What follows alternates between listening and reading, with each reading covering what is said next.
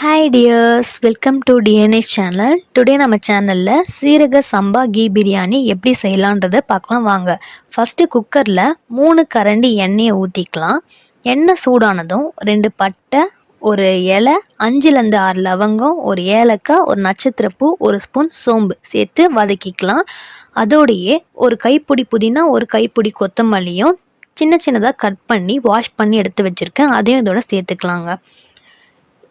Already நான் cut பண்ணி வச்சுருக்கேன் 2 கேரட், 2 உருளைக்கிழங்கு, 2 வெங்காயம், ஒரு தக்காளி, 2 பச்சை மிளகா. இதையும் அதோட சேர்த்து நல்லா வதக்கிக்கலாம். ஒரு துண்டு இஞ்சி, 5லேருந்து 6 பல் பூண்டு, ஒரு பச்சை மிளகா, ஒரு தக்காளி, இந்த 4த்தையும் போட்டு நல்லா அரைச்சி எடுத்துக்கலாம். அந்த விழுதியும் அதில் சேர்த்து நல்லா வதக்கிக்கலாங்க. நெக்ஸ்ட்டு நான் மார்னிங்கே பச்சை பட்டாணியை தண்ணியில் ஊற வச்சுருந்தேன். அந்த பச்சை பட்டாணியும் இதோட சேர்த்துக்கலாம். சேர்த்துட்டு இதுக்கு தேவையான உப்பையும் போட்டுக்கலாம். அதுக்கப்புறம் 1 ஸ்பூன் கரம் மசாலா, 2 ஸ்பூன் மல்லித்தூள், இதையும் சேர்த்து நல்லா லோ ஃப்ளேம்லேயே வச்சு ஃப்ரை பண்ணிக்கலாம்.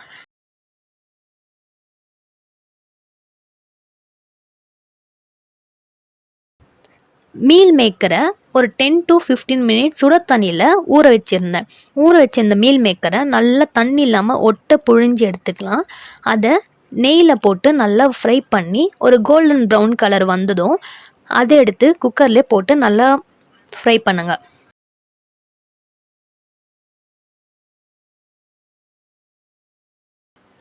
ஃப்ரை பண்ணிட்ட பிறகு ஒரு 1/2 லெமனை எடுத்து நல்லா அந்த சாறை புழிஞ்சு விட்டுக்கோங்க. அதுக்கப்புறம்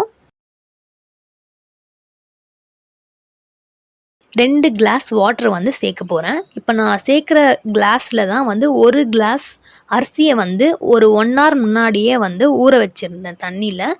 அதையும் வாஷ் பண்ணி வச்சுருக்கேன். அதையும் இதோட சேர்த்துக்கலாம்.